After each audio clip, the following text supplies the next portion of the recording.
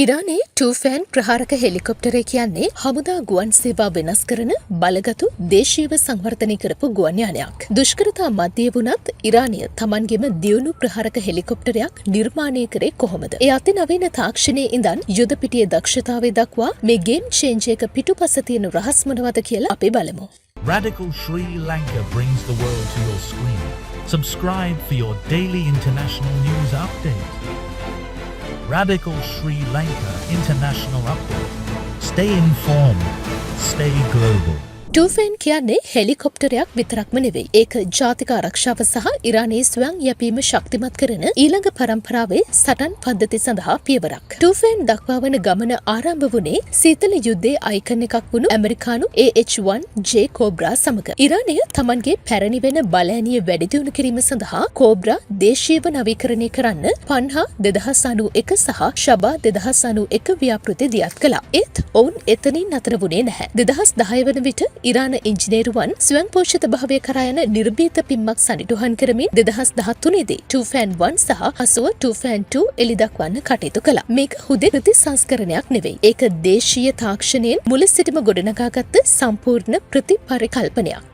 සන්නද්ධ තර්ජන විනාශ කරලා යුද පිටියේ ආධිපත්‍ය දැරීමේ හැකියාව ඇති හෙලිකොප්ටරයක් නිර්මාණය කිරීමේ ඉලක්කය. ආරක්ෂාවතින් ගත්තොත් ටූෆෑන් කියන්නේ බලකොටුවක්.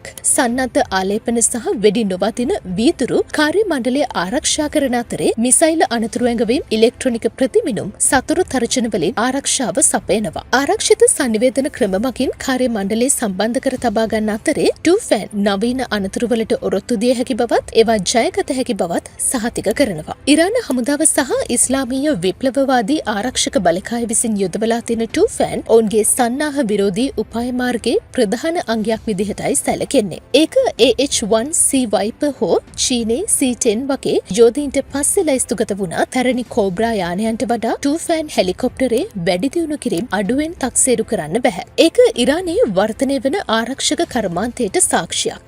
රෝටර්වල සිට ඉලෙක්ට්‍රොනික උපකරණ දක්වා සෑම අංගයක්ම ඉරානය තුළ නිෂ්පාදනය කරලා තියෙන ටූෆෑන් වල ගුවන් රාමුව ඇලුමිනියම් මිශ්‍ර ලෝහ සහ ඉහළ ශක්තියකින් යුත් වානේ මිශ්‍ර කරලා නිර්වාද්‍ය වැල්ඩින් සහ වාතු කිරීම මගින් නිර්මාණය කරලා තියෙනවා. බහුස්තර වෙඩි නොවදින වීදුරු වලින් ආවරණය කරලා තියෙන ටූෆෑන් ආසන දෙකේ නියම කුටිය කාර්ය මණ්ඩලයේ ආරක්ෂිත පැවැත්ම වැඩි කරනවා. යානය හිස්ව ගත්තොත් ටොන් 2.8ක බරක් සහ ගුවන්ගත වීමේදී ටොන් 4.5ක බරකින් යුක්ත ටූෆෑන් අධික ඉන්ධන සහ ආයුධ බර රැගෙන යන්න වැඩි දියුණු කරලා තියෙනවා. ඒක සටනකදී බහුකාර්ය මුර්ගයෙක් බවට පත්වෙනවා කිව්වොත් නිවැරදි. ටූෆෑන් T400WV402 ටර්බෝ ෂාෆ්ට් එන්ජින් දෙකකින් සමන්විතයි. ඒ එක එන්ජිමක් අශ්ව බල 1700කින් යුක්තයි. ප්‍රතිනිර්මාණය කරන ලද සම්ප්‍රේෂණ පද්ධතියක් මගින් අධික පියාසරි ආතතිය හසුරුවනවා. ඒකෙන් ටූෆෑන් හෙලිකොප්ටරයට පැයට කිලෝමීටර 230 සිට 240 දක්වා වේගයක් සහ කිලෝමීටර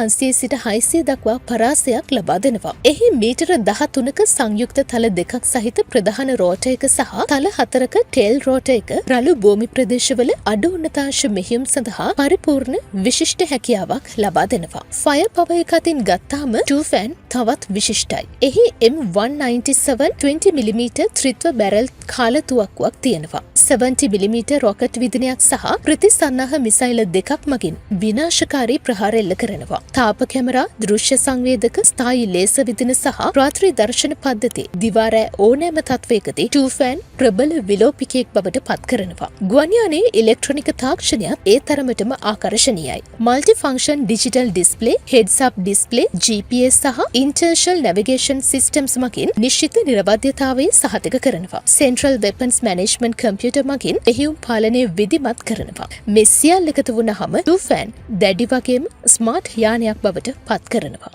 මේ වගේ ලෝකයේ පුරා උණුසුම් පුවත් දැනගන්න රැඩිකල් ශ්‍රී ලංකා YouTube channel එක දැන්ම subscribe කරන්න. අලුත්ම news ඉක්මනින්ම දැනගන්න bell icon එකත් click කරන්න. තවත් අයට බලන්න වීඩියෝ එක share කරන්න. ඒ වගේම ඔයාලා දැනගන්න කැමති තවත් දේවල් ගැන වගේම ඔයාලගේ අදහස් comment කරන්නත් අමතක කරන්න එපා.